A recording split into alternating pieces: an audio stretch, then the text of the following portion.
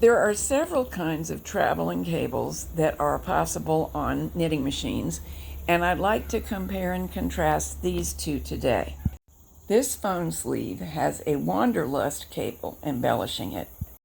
I have a whole book on Wanderlust cables because I really like them, and there are several books that will be mentioned in this video. There will be links to all of them in case they interest you in the program notes. This phone sleeve is embellished with an open embossed cable. The two use similar cable charts. In fact, I purposely made them as similar as possible, but you can see they're not identical.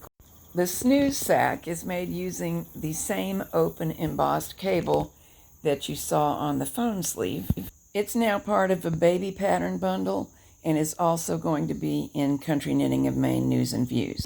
The cable stitches for both types of cables are on the back bed. The difference is that for Wanderlust cables, those stitches move across a knit background. It sounds like it would be impossible that they wouldn't show up, and the secret to making them show up is to keep them moving frequently. For embossed cables, only the cable stitches are on the back bed. There is a complete background of stitches also knitting on the front bed. I use back and front because I'm going to demonstrate on a passive, but any two-bed setup may be used, and if you are using a Japanese machine, your cable stitches will be on the main bed, whichever kind of cable you're knitting, but if knitting an embossed cable, your background stitches will be on the river bed. I do have other videos explaining a lot about embossed open cables and how to make them work. So in this video, we're simply going to focus on how to move the stitches around to get the two different kinds of cables. I have been setting up with a tubular hem, which I'm knitting now. Passive knitters, take note that I do want to use the ribber comb and weights because it really helps with this project. And most of the project is going to be knitted with black strippers. My tubular hem is now complete. That is how the phone sleeves start. After the hem, we will move all the stitches to the back bed so as to knit the Wanderlust cable. This cable begins on the center 4 stitches, and I'm not tall enough to see the numbers 1 and 2 and so on the back bed. So I'm going to compare them to the front bed, and that way I can always keep track of where I am.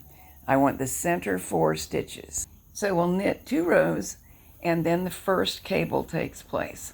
On those 4 center front stitches, we'll lift the 2 of them on the left and the 2 on the right on 2 separate tools, pick them up, and cross them, replacing the 2 that began on the right on the left needles and the 2 that began on the left on the right needles. Knit 2 rows. Now the 2 stitches just left of center that were recently involved in the cable, they're going to move farther left, and we will replace them on their new needles first. Then the 2 that were on those needles originally will move to the right, and because they are second, they will still appear to be background stitches.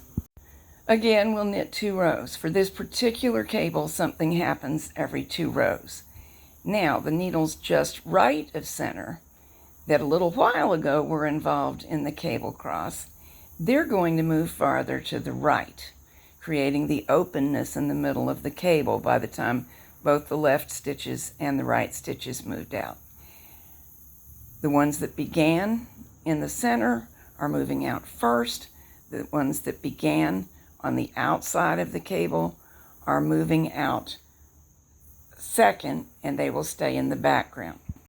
Of course, we knit 2 rows. Now, those stitches that are left of center are going to trade places again.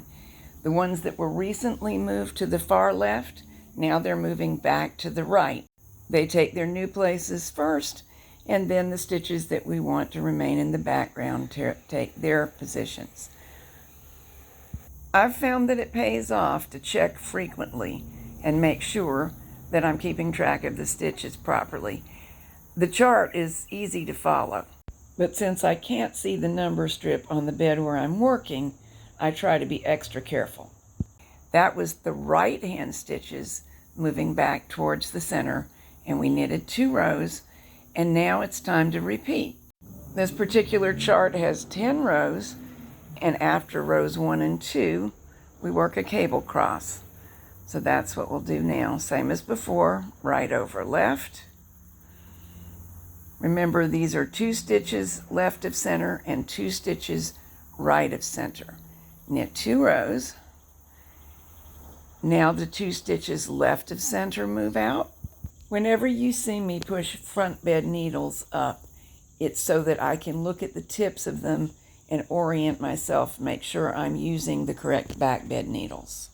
Now the stitches right of center are moving outwards, moving first, background stitches moving second, knit 2 rows. And we just keep repeating the same thing all the way up the work. To review, 2 rows, the cable is crossed, 2 more rows, the left hand stitches move out, 2 more rows, the right hand stitches move out, 2 more rows, the left hand pair moves in, 2 more rows, the right hand pair moves in, 2 more rows, and we're ready to repeat, beginning with a cable. Now we will make the most similar open embossed cable that we can make. It's not identical. The reason is I could not move the stitches for the Wanderlust cable apart on the same rows. That created too much stress trying to do both of the left and right stitches moving out at the same time. So we alternated rows. We can do it, however, on the open embossed cables because the stitches aren't under as much pressure using both beds for the cable. In order to begin, we need to get a complete span of stitches working on the front or river bed.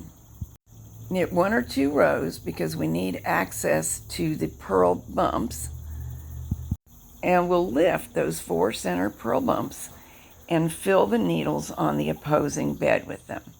The back bed or the main bed, whichever you're used to calling it, will do the same job either way.